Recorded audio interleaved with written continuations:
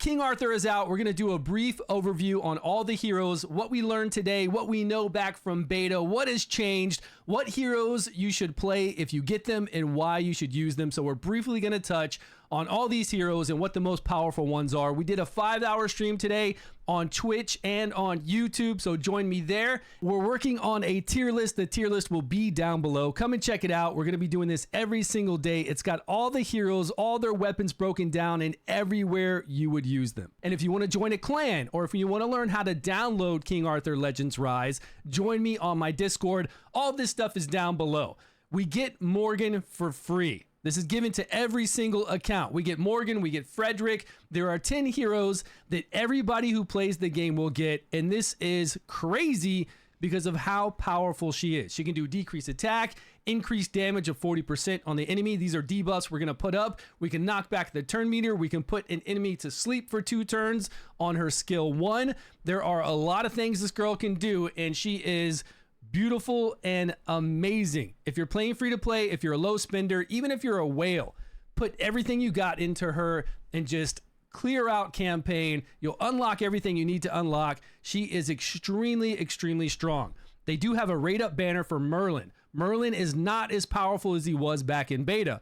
Still very overpowered, I believe, or at least very good, on par with the top 5 legendaries that I'm going to tell you if you get, you should definitely level up and play. I think he's up there. The thing is, here with his Frozen Remains, instead of a 50% chance for your teammate to get a 90% turn meter increase, which would mean they immediately take another turn, it's no longer like that. Now we've got a 90% chance whenever we attack an enemy. He puts this debuff up on the enemy. We get a 90% chance when we hit that enemy to get 30% additional turn meter. Still very strong. And on this one with the Frost weapon, this is the weapon that comes to us when we summon him. We have dot immunity, which we're going to use in Goros, the second dungeon we unlock. We will use dot immunity. He's got tons of other tricks up his sleeve, but yes, he is still one of the best heroes to go for. Let me just tell you the top 5 legendaries that I think are the best to get, and a few of these I played. I think that Morgan, obviously, we get her for free. She is up there with the top legendaries. Merlin, yes. Gawain, just because of the amount of damage his AoEs do. A crazy amount of AoE damage, plus his basic ability does decrease defense. He's got a lot of other buffs to increase his damage and to not take debuffs or status immunity. I can't remember. I think you can't stun him immediately. This guy's really good for clearing campaign, doing lots of damage. Even if you're just using him for his basic ability to decrease defense, very strong. Guinevere. I don't think Guinevere is as needed as she was when we played beta, because the bosses now don't stun us, they don't freeze us, they don't confuse us and wrap us up like they used to, and that's one of the main reasons why we used Guinevere. We also used her for her big shields. HP shields based on her max HP. I still think she's going to be phenomenal. Probably now she does more damage along with protecting our team. She gives us these big HP shields to keep everybody alive. She removes buffs on her basic ability. There's a lot of other things. You know, with this game, we've got all these passives. Some of these passives happen when we do ability. Some of them happen when we start the game. Some of them just trigger, and then they'll trigger again over a certain number of turns. There's a lot of different cool things that we can do with all these heroes, but mainly Guinevere was there to make sure we didn't get any abnormal status effects like stuns on our team, and she could give us some big shields, and I think she's still going to be great. Bedivere is one of the favorite heroes in this game, and he comes to us now as Frost. He used to come to us as a different element, and we always wanted to get Frost. Now he's there as Frost. We use this second ability. The second ability hits one person, he gets increased crit rate before he attacks, but what we want to do is max out this first passive ability so that he'll attack 2 other enemies, 2 random enemies. If there's only one there, he's going to hit that one person 3 times. One boss, one enemy, it doesn't matter. 3 hits, or if there's multiples out there, he's just going to pick randomly who he hits, and it's a lot of damage. It is pretty insane, and with the way this game works, if you rank up to rank 3 stars, he's going to unlock his second passive. So if you can level up this passive before you unlock it, before you rank him up, all those passives will go in this very first one. And this is the one you want maxed out. If you level them all the way up and you get all these passives unlocked, once you try to level up a passive, it's going to go randomly into each of these. And that's what I had to do because I had Bedivere for a long time before I could level him up, before I could do his passive abilities. And it took me forever to get this one maxed out. He is an absolute one-armed beast. Gillian, one of the best healers, along with turn meter reduction in the game. Knocking back that ultimate gauge, or turn meter, sorry, wrong game. Knocking back the turn meter so they can't take their turns as often, and then also healing our team. She is really, really good. So if you got Merlin, Morgan, of course we all get, Gawain, Guinevere, Bedivere, or Gillian, you are set. Now we get Tristan for free after clearing chapter 3. I like Tristan. I think Tristan has a lot of good moves. More so on the boar, he does slow speed, so we can slow speed the bosses. I like him on bear as well. So there is a place for us to use Tristan. I'm actually leveling him up. I'm going all in on Morgan and Tristan to play kind of like free to play, although I'm doing a lot of summons. This girl was she was always a lower version of Bedivere. Like she was doing the single target damage, but I just didn't feel like she was on par with Bedivere. I'm sure that's changed. I'm sure now she's got a little bit more damage to her and a little bit more, uniqueness to set her apart from him. I just don't know what, because this is day 1, 10 hours into day 1. So I am not sure yet. I didn't really play her a lot, but she did have the ability to do dodge, like to give your team the ability to dodge. I don't know if she still has that. I would assume she does, but it was very, very powerful to where you couldn't be hit. Now, if she doesn't have that anymore, then I don't know what I would do with her, but I wasn't a big fan. And these 2 new guys are brand new. I have no idea how these guys are functioning. So if you're playing them and you think they're amazing, tell us why down below in the comments. And they both kind of look like this one. Look at his ability. 50% chance to silence AoE. This screams PvP. Silence people so they can't do any of their moves, and going through campaign to where we have a whole bunch of enemies out there that if we silence them, it makes it even easier. Now, I haven't played either one of these, but they look fun. I just don't know if they're going to be as strong as all the rest. Now, Claudius was good. I actually used Claudius a lot. But since we got Morgan for free, I feel like it's not as important as I get if I get her or not, or use her or not. She increases speed on herself to make her go faster, more turns, and she knocks back the ultimate gauge. But I feel like that's kind of exactly what Morgan does, but Morgan has a lot more cooler debuffs to make sure we're doing more damage on the enemy, making the enemy hit us for less, putting people to sleep. There's just a lot going on there, and I don't know if Claudius can do all that. I'm sure she can do more damage than Morgan, but again, I don't know if I want to play her right now. Lot, I was not cool with Lot. Lot was probably the least liked legendary. Maybe it's we didn't get a chance to play him. Maybe it's because Oblivion, he's the only one that can do this and stop people from doing their passive abilities. It just wasn't that cool to play this guy. Now, maybe I just didn't get enough playtime with him. So if I'm wrong on that, let me know down below. Tell me your thoughts on it. Let me know if you think my top 5 that I said with Guinevere, Gawain, Morgan, Merlin, Bedivere, and Gillian, well, top 6 with Morgan, right? Let me know if you agree with those top 6 when you summon. And then again, tell me about these 2. Going on to the rares. I actually used to love Arthur, but I just don't see a place for him right now. Arthur with his fire weapon does nothing. Nothing good at all. At least Kay has a basic ability that hits 5 times. So when we go into Boar, we use it. We utilize that ability. We take down the shields off of Boar, and she's got an AoE ability on her S3 that does really well, and she gives herself like increased crit rate. She gives herself some really good buffs. I like Kay. I really like Kay. And I've actually dropped Arthur and continued to level Kay along with my Morgan, Tristan, Kay, and whoever else I have. Maybe Frederick. I'm probably using Isolde. We'll talk about these healers in a minute, because these healers in the rare category, which are basically like epics. For some reason, they didn't want to call these epics. These are epics. The healers in here are very important. Boris, I didn't really get a lot of playtime with Boris in beta or Bane. I tried to use Baldwin and utilize his abilities, but didn't really find a place for him to really be useful. And then Anguish is still just as good as he was in beta. Anguish has an amazing skill 3, does a lot of hits, a lot of damage, puts puts up dots. Damage over time. Those are very strong to do against bosses. He can do it on his third ability, although I think they nerfed the amount of turns it does. I remember before he did dots for 2 turns, either on his basic or his S3, but now it's only for 1 turn, but he still hits very, very hard. Still a phenomenal hero to take into Goros or any boss fight to nuke somebody down and get the damage over times up. Uriens, I like this guy. I love this guy. This guy has the ability to put counterattack on himself right here. Counterattack for 2 turns. So if you put him in a lifesteal set and he's doing really good damage, or you put him in a stun set and he's doing great damage, there's a lot of fun you can do with somebody that can counterattack all the time. We're going to have to see if the damage is worth it, because he does damage based off of attack and max HP. If he's doing enough damage, which I had him doing enough damage because he had this ability that if there was a debuff up, he would do even more damage. And it was on one of these skills. I don't know if he still has it, but if there was a debuff up, he did 100% additional damage, and I don't see it right now. So we're going to have to get some play with these new heroes. They've changed a lot of things. It's day 1. We're going to have to go play him.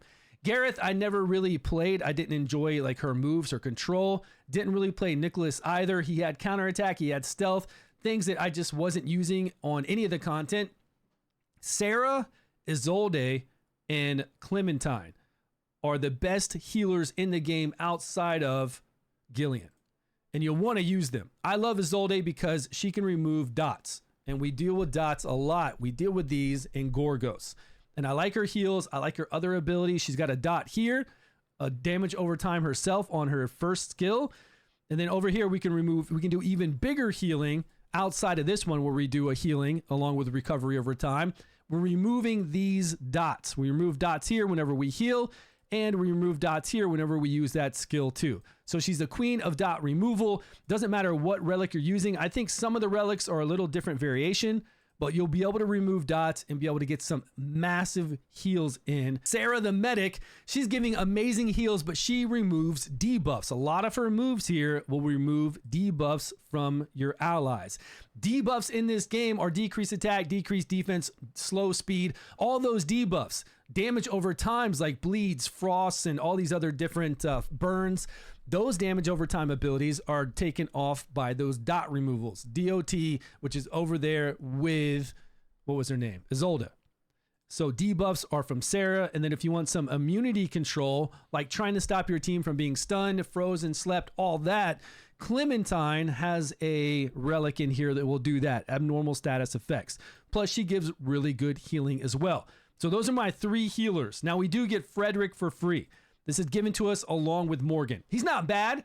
He's just not great. He's not as good as those other 3 I just showed you. He does do healing based off of his max HP on his second ability, which is this one that we get.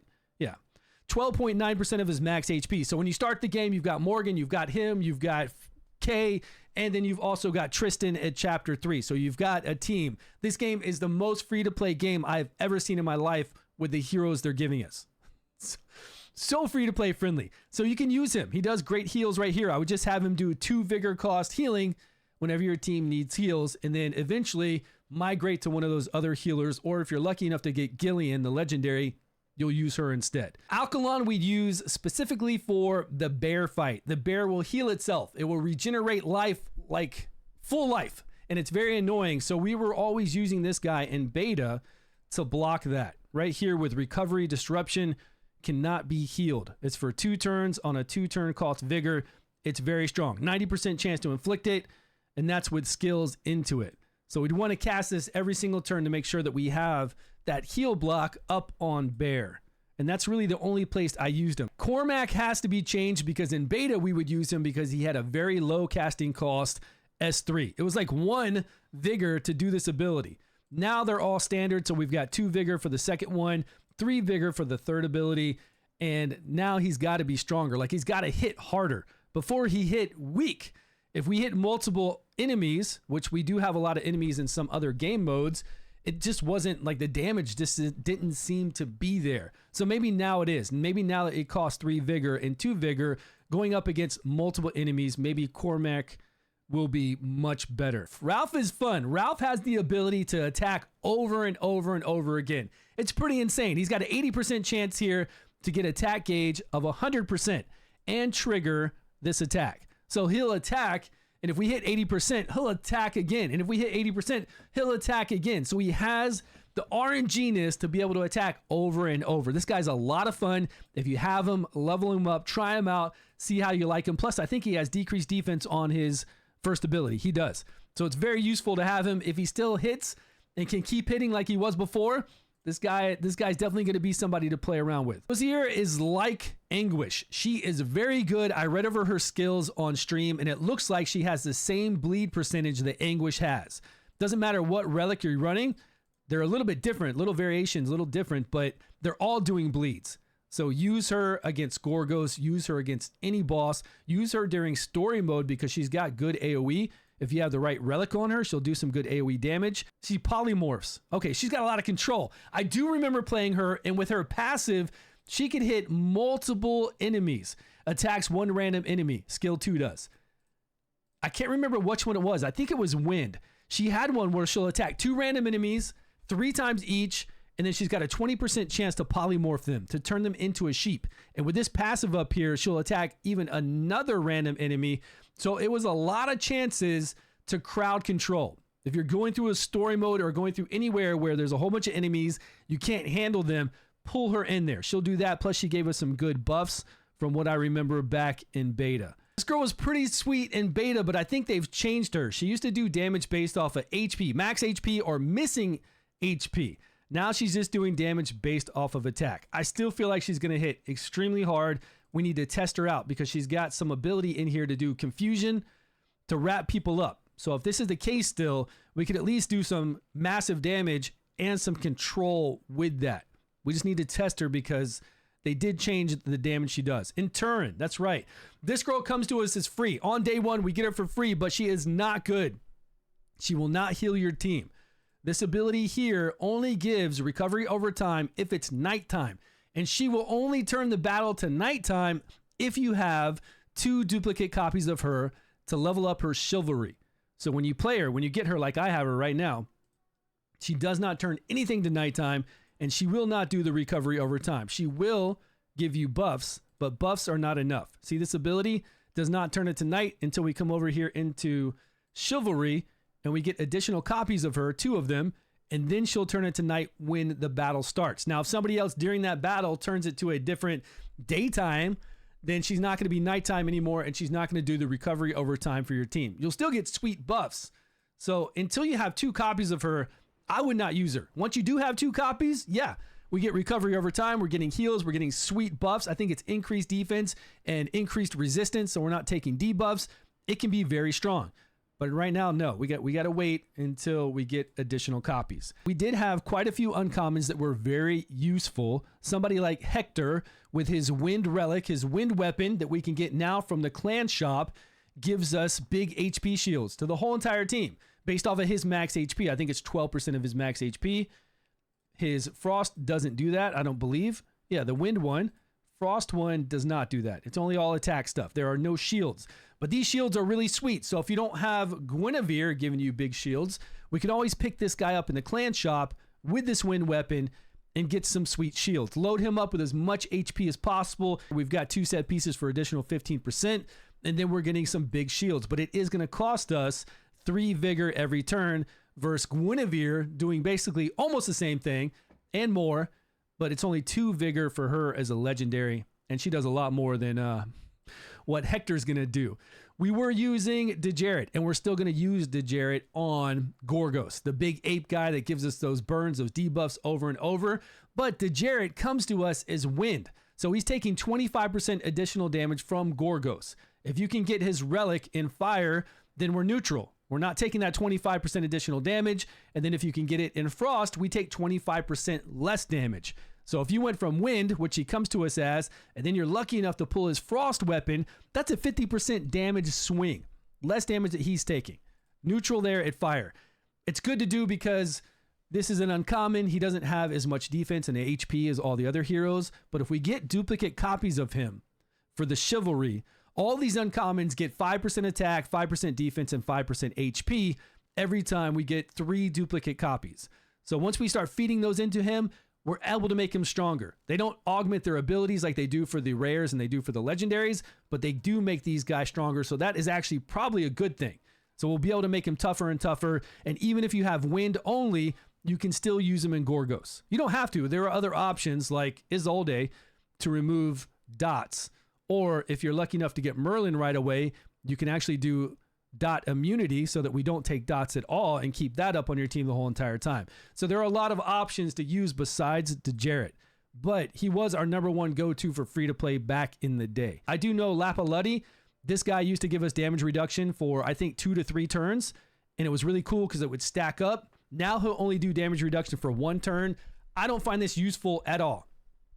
Can't even use it. 1 turn would mean that he needs to apply this at the very end of all my teammates taking their turn. My teammates go, he goes, and then the boss attacks, because then we would have decreased damage up. If my teammates attack after he attacks before the boss, it's going to drop off. This guy just does not seem useful now at all. I don't think we're going to be using him. Let me know if you think different or if you are currently using him right now. This one was pretty good. This could do a AoE ability, 30% chance to inflict freeze for 1 turn, and it hits everyone, but it's 2 hits. 2 hits at a 30% chance to inflict freeze, but this is maxed out. So right now when we get him as free to play or in the beginning without skills into him, it's going to be a 20% chance to inflict freeze. And if you use a different weapon, it's just root, which is the same thing. Root is basically a stun, a freeze. You will stun them in place. Really good to get past some of those hard waves where there's lots of enemies and you want to focus on one. Keep them wrapped up and focus on one and not get hit by so many. This guy was really good for progression. Finn, Jack, and Alan were used during beta for different reasons, like slow speed here along with decreased defense, and then Jack would remove abnormal status effect. So if we come into a situation where we're getting stunned, frozen, slept, confused, all those things down here that are abnormal status effects, we could bring this guy in to remove it from our team. It's going to go on a 4-turn cooldown if you have him skilled. If not, it's a 6-turn cooldown before he'll remove again. It works. If you need somebody to remove it on a passive, like when you get hit by them, boom, they're gone. Really good guy to use. And then this guy will do decreased defense. This one will do decreased slow speed on the enemy. And I think there was one archer type guy that would knock back the ultimate gauge. 3 times hitting. There was somebody that hit a couple times and had a really low chance of knocking back the ultimate gauge by 10% every hit. I'm sure he's still in here and people were using him. I just don't know if we're going to need that. And B-Born. B-Born was really cool. We were using B-Born to get up a debuff when we fought the dragon. And I don't know if we need this anymore. Mark. We'd get up Mark on the dragon. This would make sure that the dragon, when you fight the dragon later on in the dungeon, that the dragon did not get buffs. So if we still need that, B-Born is our go-to for that. Get up the Mark and then get up these buffs that he does. I don't think it matters which one we use. If he comes to us as Frost, that's good, because I think the dragon's fire, I don't remember. They've changed some things. We haven't unlocked that stage yet, but B-Born, that shark, is a really good hero to use. That's all the heroes. Our tier list is down below. We're going to be working on it every single day. Come and join us in Discord. Again, thanks so much for watching, guys. Make sure you follow me over on Twitch and YouTube. Look for my streams, and I will see you all in a video soon.